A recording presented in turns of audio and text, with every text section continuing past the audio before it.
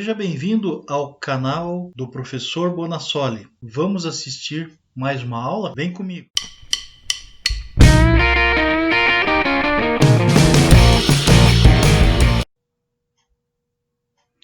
Hoje nós vamos falar sobre a Lei de Responsabilidade Fiscal. Na nossa aula número 2, se vocês estão lembrados, nós falamos sobre a legislação aplicável aos órgãos públicos, aos entes públicos. Nós falamos aí também sobre a LRF, a Lei de Responsabilidade Fiscal.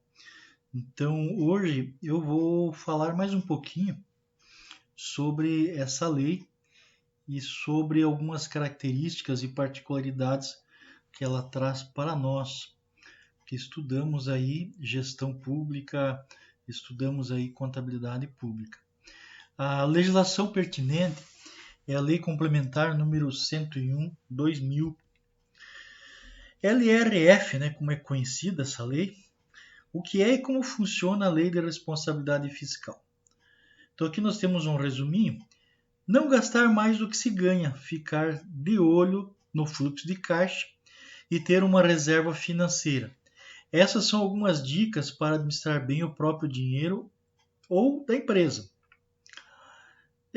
Para que o mesmo ocorra com o dinheiro público, uma lei teve que ser criada. É a LRF, Lei de Responsabilidade Fiscal.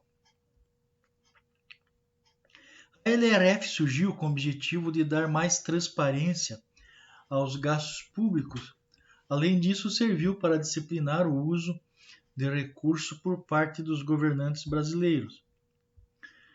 O que é, enfim, a LRF, Ou Lei de Responsabilidade Fiscal é um mecanismo legal que disciplina a utilização dos recursos públicos.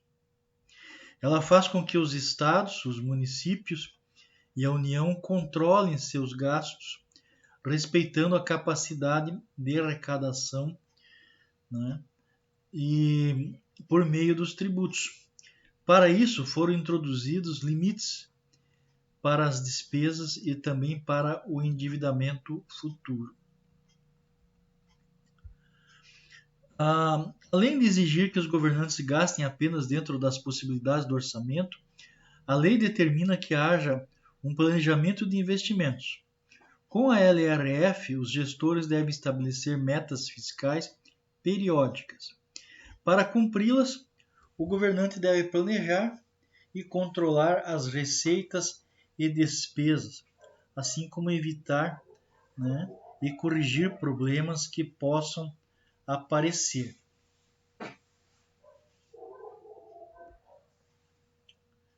A Lei de Responsabilidade Fiscal é conhecida oficialmente como Lei Complementar 101, foi sancionada no ano 2000 pelo então presidente Fernando Henrique Cardoso. Então, por que a lei foi criada? É considerada por muitos analistas como um marco na modernização das contas públicas. Entre as décadas de 80 e 90, o Brasil passou por um período de grande instabilidade econômica. Isso fez com que o governo federal criasse mecanismos de estabilização. O primeiro deles foi o Plano Real, ainda no governo Itamar Franco. Com ele, a hiperinflação foi domada. No entanto, o descontrole de gastos mantinha todas as esferas do poder público endividadas e sem recursos. Então, a LRF surge para sanar esses tipos de problema e buscar a austeridade. A lei prevê o uso de alguns mecanismos para que os entes da federação atuem de forma transparente. Quanto ao planejamento, um dos principais conceitos da LRF é a necessidade de execução e a vinculação do Plano Plurianual, o PPA, da Lei de Diretrizes Orçamentárias, a LDO, e a Lei Orçamentária Anual. Nós já vimos em aulas anteriores o que é o PPA, o que é a LDO e o que é a LOA. Principais conceitos da LRF. Com a LRF ficou determinado que recursos vinculados a determinada finalidade não podem ser utilizados para outra. Essa é uma forma de evitar que verbas destinadas, por exemplo, à educação, por exemplo, tenham um fim diverso do que a educação.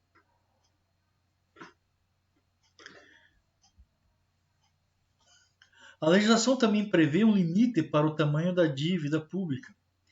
Então, essa não pode ser maior do que 2 vezes a receita corrente líquida. No caso dos estados, já os municípios, o limite é de 1,2 vezes. Outro ponto de destaque da LRF é o limite para despesa com pagamento de salários. Então, notem aí que muitas vezes, né, os funcionários públicos reivindicam aumento de salário e o governo fica com as mãos atadas porque ultrapassa o limite, o reajuste ultrapassa o limite dos gastos. Então ele tem que jogar para o exercício seguinte, não está previsto no orçamento, tem que ser para o outro exercício. Então são coisas que acontecem aí no setor público. E é interessante essa limitação, porque senão a despesa pública, o investimento acaba sendo só em salário, só para pagar funcionários, né? E a população não tem o respectivo retorno. Isso leva em conta os gastos com servidores ativos, inativos, pensionistas. Os valores de geração total são os seguintes: União 50%, estados e municípios 60%. Meus queridos, isso aí é alto, muito alto. Mesmo esses limites da lei aí, você imaginar que metade do que a gente paga de imposto é para pagar funcionário público, e nos estados e municípios 60%, e mais da metade, é para pagar funcionalismo. E ainda eles conseguem muitas vezes estourar esses limites. Infelizmente, essa é a nossa realidade aí. Punição para quem descumpre a LRF. O governante que não respeita essa lei está sujeito a diversas punições, de acordo com o item que não for cumprido. As mais comuns são anulação do ato infrator, multa, detenção e cassação de mandato. No site do Tesouro Nacional é possível verificar todas as penalidades impostas, né, aos gestores que não respeitam a LRF. Punições, né, ainda.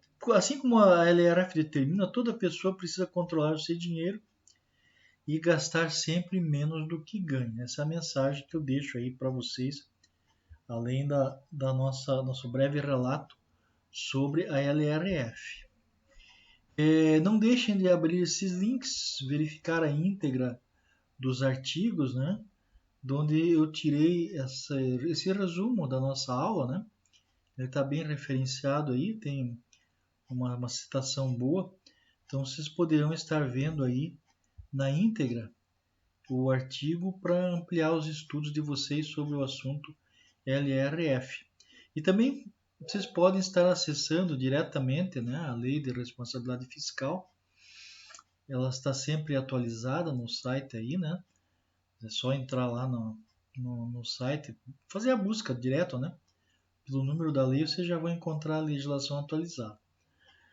Então, pessoal, obrigado por assistirem mais uma aula, né? Então, até a próxima, né? E deixem aí seu like, sua inscrição no canal e faça a inscrição, por favor. Não deixe de fazer a inscrição e fazer seus comentários. Obrigado, até a próxima.